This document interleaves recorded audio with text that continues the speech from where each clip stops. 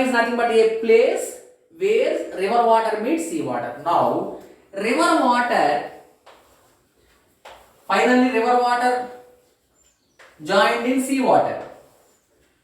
So this is the river water. River water. So from long distance it is flowing. In that river water, mud particles are there. All these are colloidal nature. Mud particles, sand particles, clay particles.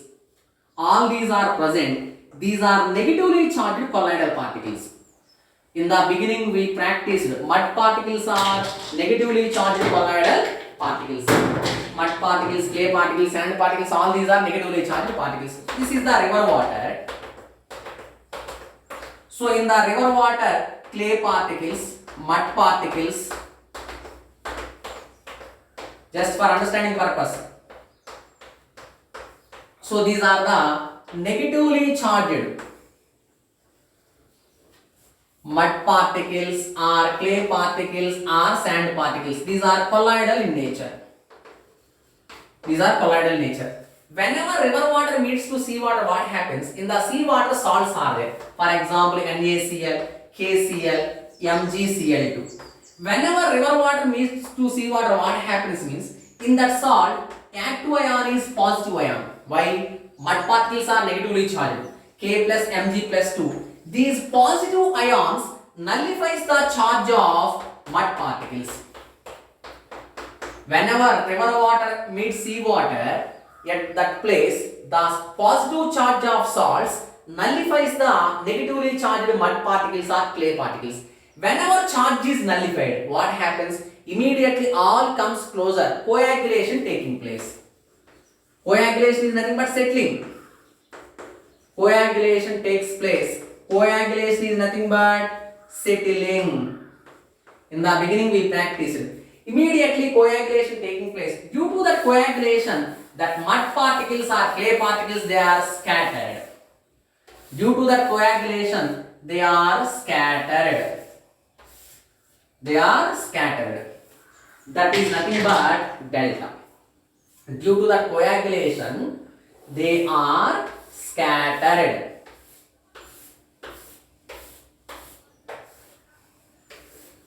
Due to the coagulation, they are scattered. This scattered land is nothing but delta. They are scattered. This region is called delta region. That region is nothing but delta region. It is a fertile land. Fertile land means that land gives more yield of the crops. So this is about formation of deltas. These are the daily life applications. Next, industrial applications of colloids. So these are very less, 4-5 are there. Industrial applications of colloids. Second one.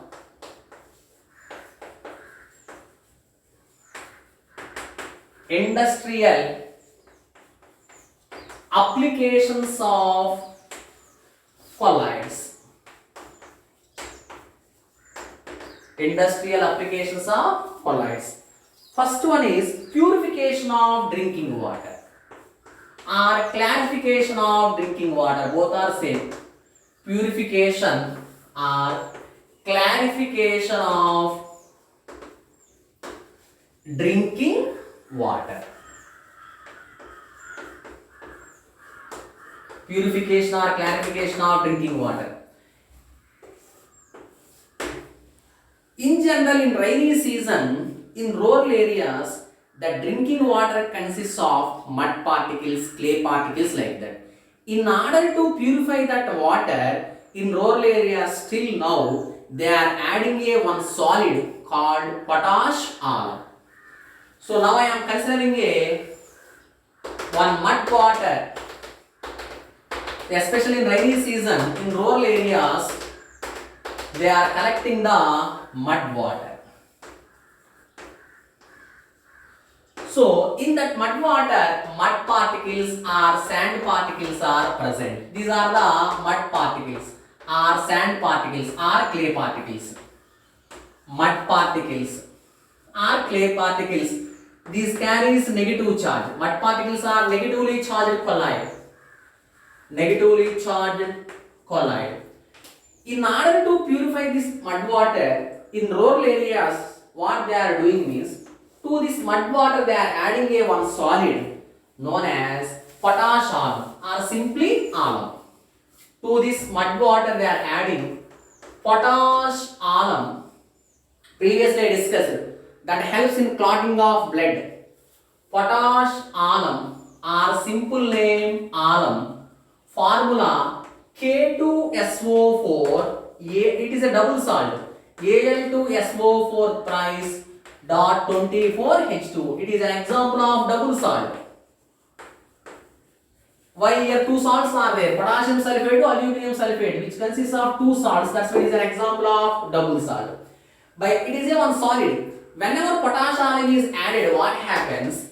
In this potash alum, this mud water is a negatively charged colloid. In that potash alum, even though K plus is there, when compared to K plus, Al plus 3 ion is more effective for coagulation. Al plus 3 ion more charge is there.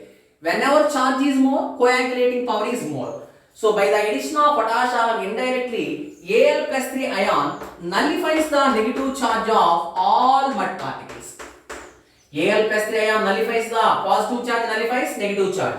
Mud particles are negatively charged. Whenever potash alum is added, the Al plus 3 ion, which is active ion, the Al plus 3 ion nullifies the negative charge. Whenever charge is nullified, what happens? Immediately all mud particles comes closer and they are settled down. The settling is nothing but coagulation. Just a fundamental point you should remember, due to charge only colloids are stable.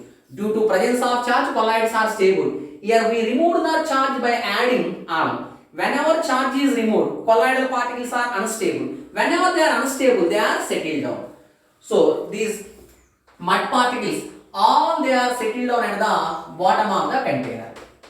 All the mud particles or clay particles are settled down. All these mud particles or clay particles are settled down. Whenever they are settled down, the upper water is a clear water. The upper water is clear water. Hence here also which technique is used? Coagulation technique. So important. Due to coagulation only the mud water is purified. So upper layer is clear water, purified water. So this is one of the industrial application. Next, second one.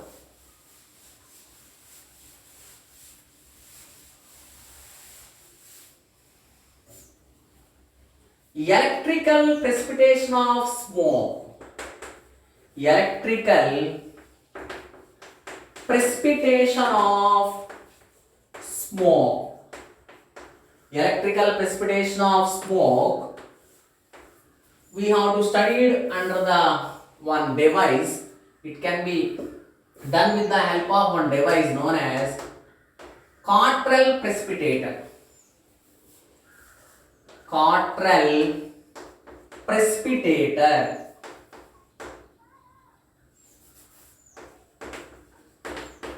Cottrell precipitator. So with the help of that device, smoke can be precipitated. Cottrell precipitator. Now in the industries, from the smoke pipes, large amount of smoke enters into the atmosphere. Whenever huge amount of smoke enters into the atmosphere, it causes air pollution. That's why in all industries what they are doing means, to the smoke pipes they are fitted a one device known as Cottrell precipitator. It is a device. It is a device. Now for understanding purpose I am drawing the diagram.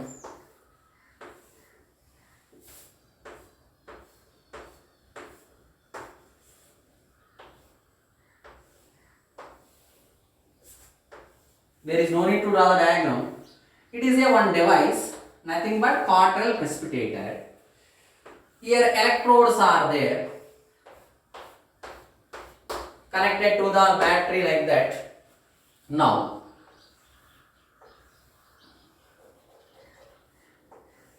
from this direction, smoke is enters into this device. This device name is Cottrell's precipitator. Cottrell precipitator. From this inlet, smoke is enters into the Cottrell precipitator. First of all, you should remember that smoke is nothing but a colloidal substance. Smoke is nothing but what? Colloidal substance. Smoke is nothing but unbound carbon particles that are negatively charged. Smoke is nothing but colloidal particles of mainly carbon. So it is a negatively charged. Smoke is negatively charged. Smoke contains carbon particles which are negatively charged. Whenever smoke enters into this Cottrell precipitator, what happens? Here electrodes are there. Immediately the negatively charged particles are deposits on electrodes. Negatively charged particles deposits on electrodes. Indirectly it is nothing but electrophoresis. Electrophoresis. So carbon particles are deposited on the electrodes. The outcoming smoke is free from carbon particles. So it is a free from carbon particles. Whenever it is free from carbon particles, it do not causes any air pollution. So after some time, the carbon particles are settled down at the bottom of the precipitator in the form of ash. So here also indirectly coagulation taking place. Electrophoresis is nothing but one of the method of coagulation. Just you should remember that whenever smoke enters into the Cottrell precipitator, it is a one device. Here negative charge is nullified. Whenever charge is nullified, all the carbon particles comes closer and they are settled down in the form of ash. The outcoming smoke is free from carbon particles and do not causes any pollution. Next, third one, tanning.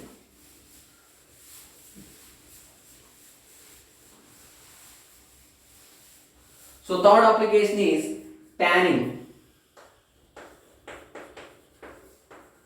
So this technique is used in leather industry. This tanning technique is used in leather industry. Leather industry. So leather is prepared from animal hides. So leather is prepared from animal hides, nothing but skin. Leather is prepared from animal hides. That animal hides are nothing but colloidal nature of positive charge. All colloids are charged. Some are positive, some are negative. But animal hides are colloidal of positive charge. Whenever these animal hides are soaked in one type of solution, known as tanning solution. Tanning solution. It is obtained from plants. It is obtained from generally plants. This tannin also colloidal nature. It is a colloidal nature of negative charge. Otherwise, simply I will write negatively charged colloid. Negatively charged colloid. Animal hides are positively charged colloid. Simple name. Positively charged colloid. Positively charged colloid. Animal hides are positively charged colloidal nature. So directly from animal skin, leather is not prepared. In order to prepare leather from animal skin, so many method stages are there. First of all, animal hides soaked in one type of solution known as tannin solution. Generally, it is obtained from plants. Tannin also negatively charged colloid. Whenever it is soaked in negatively charged colloid, what happens? Here, this negative charge nullifies positive charge. Or positive charge nullifies negative charge. Here, mutual coagulation taking place. Mutual coagulation takes place. Due to that mutual coagulation, what happens after some time, that animal hides becomes hard. That animal hides becomes harder. That harder animal hide is nothing but leather. That hard animal hide is nothing but leather. This entire process is known as tanning. This entire process is known as tanning. Tanning is nothing but it is the process in which animal hides are converting into leather. Tanning is nothing but the process in which animal hides are converting into leather by soaking in tannin solution. That process is known as tanning and the reagent used is tannin. Lastly, here you should remember a small note point. Nowadays, in place of tannin,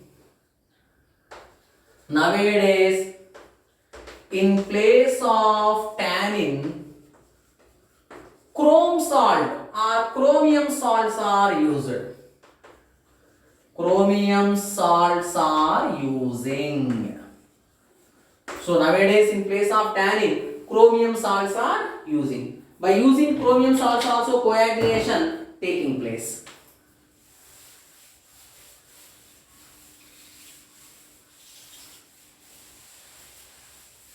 Next, one more is in rubber industry.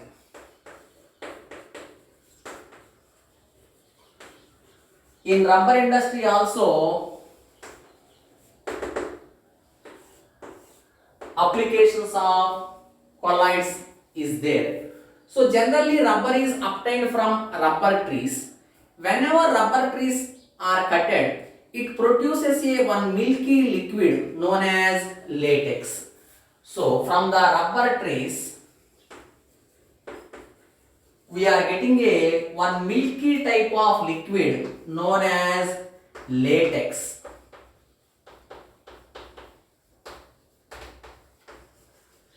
This latex contains negatively charged rubber particles. Rubber particles are also colloidal nature. Negatively charged rubber particles.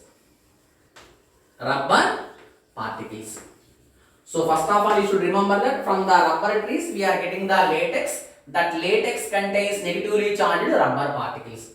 To this latex, it is a latex. Negatively charged rubber particles. To this latex, if you are adding some chemical reagents like formic acid like that, if you are adding some reagents like formic acid, coagulation taking place. Coagulation takes place. Due to that coagulation, that negative charge is nullified. Due to neutralization of negative charge, all rubber particles are settled down. All rubber particles are settled down. This is nothing but crude rubber.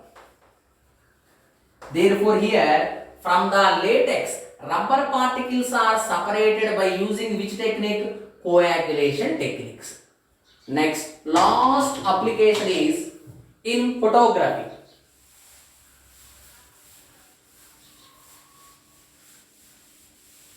Last application is in photography.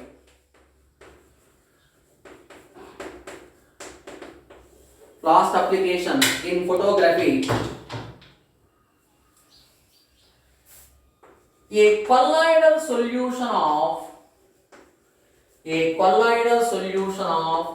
silver bromide, it is a photosensitive or light sensitive.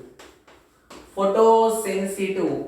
Photo is nothing but light or light sensitive.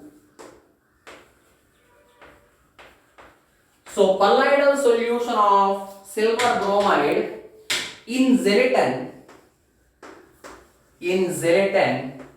is used for the preparation of photographic films. Used for the preparation of photographic films or photographic plates. So this you should remember. In photography, what is using means colloidal solution of silver bromide in zelator. So these are the applications of colloids. By this colloids chapter completed. By this both chapters in surface chemistry, two chapters are there, adsorption and catalysis, and second chapter is colloids. Both chapters are completed. Hence by this entire surface chemistry chapter is completed. So in next class we will start the new chapter, that is solid state chapter, easy and small chapter.